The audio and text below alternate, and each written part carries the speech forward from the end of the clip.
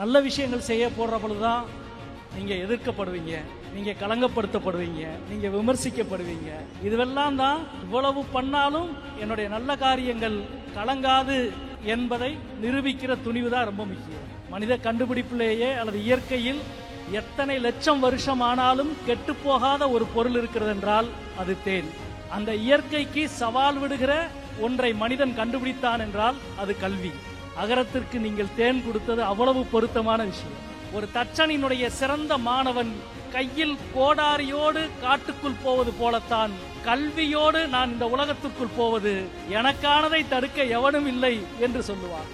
கல்விக்கு உதவிய எவ்வளவோ பேரை பார்த்திருக்கிறோம். ஆனால் யாருக்கு உதவ வேண்டும் என்ற அந்த தேர்வு முறை இருக்குல்ல, அதுதான் அகரத்தின் தனித்துவமானது, அதுதான் பாராட்ட வேண்டிய மிக முக்கியமானது.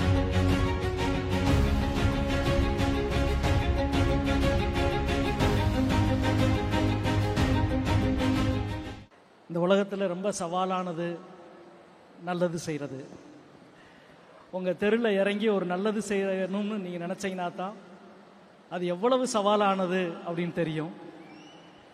முதல்ல நல்ல விஷயங்கள் செய்கிறதுக்கு ஒரு துணிவு வேண்டும். துணிச்சல் இல்லாத யாரும் நல்ல விஷயங்கள் செய்ய முடியாது. நல்ல விஷயம் செய்கிறதுக்கு பணமோ செல்வமோ எல்லாம் முக்கியம் இல்லை, துணிவு தான் முக்கியம். அந்த துணிவோடு இவ்வளவு நல்ல காரியங்கள் செய்து கொண்டிருக்கிற அகரத்திற்கு எனது முதல் வாழ்த்துக்களும் நன்றியும்.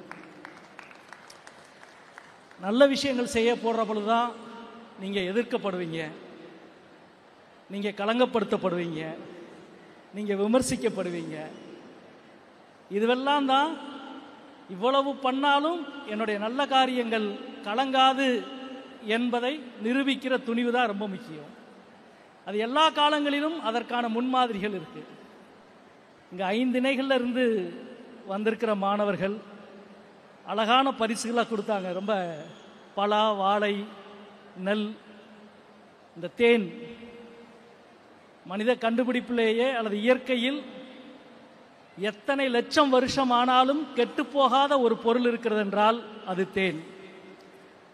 அந்த இயற்கைக்கு சவால் விடுகிற ஒன்றை மனிதன் கண்டுபிடித்தான் என்றால் அது கல்வி.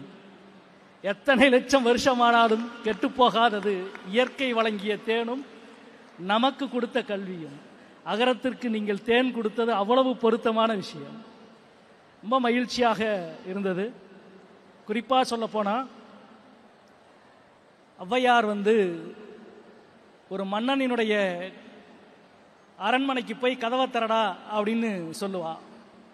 அந்த வாயிற்காவலன் கதவை திறக்க கொஞ்சம் காலதாமதப்படுத்துறப்ப ஒரு அருமையான ஒரு பாடல் பாடுவா. அந்த பாட்டினுடைய கடைசி வரி, நாம் புலமை மிக்கவள், அறிவு மிக்கவள், எனக்கு உன்னுடைய கோட்டையோ உன்னுடைய அரண்மனையோ உன்னுடைய அதிகாரமோ ஒரு பொருட்டு இல்லை, எத்திசை செல்லினும் அத்திசை சோரே என்று சொல்லுவா.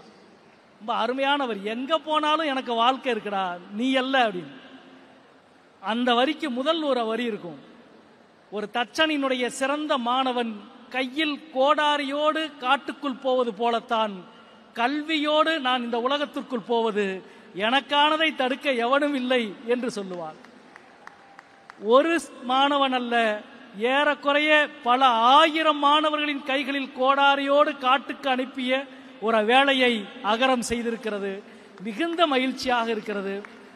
சமூகத்தில் நான் முதலிலே சொன்னதைப் போல நல்லது செய்வது என்பது ஒன்று, அதை தேர்வு செய்து செய்வது. கல்விக்கு உதவிய எவ்வளவோ பேரை பார்த்திருக்கிறோம். ஆனால் யாருக்கு உதவ வேண்டும் என்ற அந்த தேர்வு முறை இருக்குல்ல, அதுதான் அகரத்தின் தனித்துவமானது, அதுதான் பாராட்ட வேண்டிய மிக முக்கியமானது. மழை பெய்து கொண்டே இருக்கிறது பல லட்சம் வருஷமா.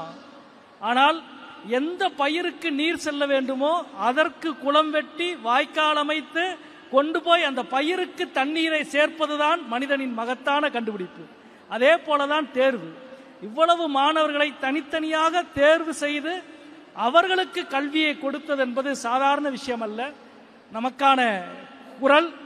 நான் தொடர்ந்து திரைக்கலைஞர் சூர்யா அவர்களோடு உரையாடி கொண்டிருக்கிற பொழுது ஒரு முறை கூட சொன்னேன், நான் நாடாளுமன்றத்தில் கல்வி நிலைக்குழுவின் உறுப்பினராக 4 ஆண்டுகள் செயல்பட்டேன். இந்தியாவில் கல்வி சார்ந்த எல்லா நிறுவனங்களின் கொள்கைகளையும் முடிவு செய்கிற அமைப்பு அது. ஐஐடி, என்ஐடி, எய்ம்ஸ், எல்லா நிறுவனங்களையும். அதில் வந்து இந்த இந்த தரப்புக்காக பேசுகிற ஒரு உறுப்பினராக தொடர்ந்து கேள்விகளை கேட்டு சண்டை போட்டுக்கிட்டே இருப்பேன். ஒரு 28 எம்பிக்கள் அதில் இருக்கிறோம். அப்போ ஒரு நாள் வந்து என்னை அழைத்த அந்த செயலாளர் கேட்டார், நீங்க மட்டும் தொடர்ந்து இப்படி கேட்டுக்கிட்டே இருக்கிறீங்களே ஏன் தெரியுமா அப்படின்னாரு. எனக்கு புரியல ஏன் அப்படின்ன. இந்த 28 பேர்ல ஓன் யூனிவர்சிட்டி இல்லாத ஒரே ஆள் நீங்க தான் சார் அப்படின்னாரு. சொந்த பல்கலைக்கழகம் இல்லாத ஒரே எம்பி நீங்க தான் அப்படின்னாரு. நாம் எந்த தரப்புக்கு பேச வேண்டும் என்பதில் ஒரு எழுத்தாளனாக, ஒரு செயல்பாட்டாளனாக, ஒரு கலைஞனாக ஒரு தெளிவு வேண்டும். அந்த தெளிவோடு நடந்து கொண்டிருக்கிற திரைக்கலைஞர் சூர்யா அவர்களுக்கும் அகரத்தினுடைய அனைவருக்கும் எனது அன்பான வாழ்த்துக்களை தெரிவித்துக் கொள்கிறேன். கொடுப்பதற்கு எவ்வளவு இருக்கிறது என்பதை மனித சமூகத்திற்கு நிரூபித்துக் கொண்டே இருக்க வேண்டியிருக்கிறது. கொடுக்கிற இந்த நல்ல கல்வியை கொடுக்கிற இந்த நல்ல செயலுக்கு மீண்டும் என்னுடைய வாழ்த்துக்கள். 5 இணையினுடைய மாணவர்கள் அனைவருக்கும் எனது அன்பான வாழ்த்துக்கள். வணக்கம், நன்றி.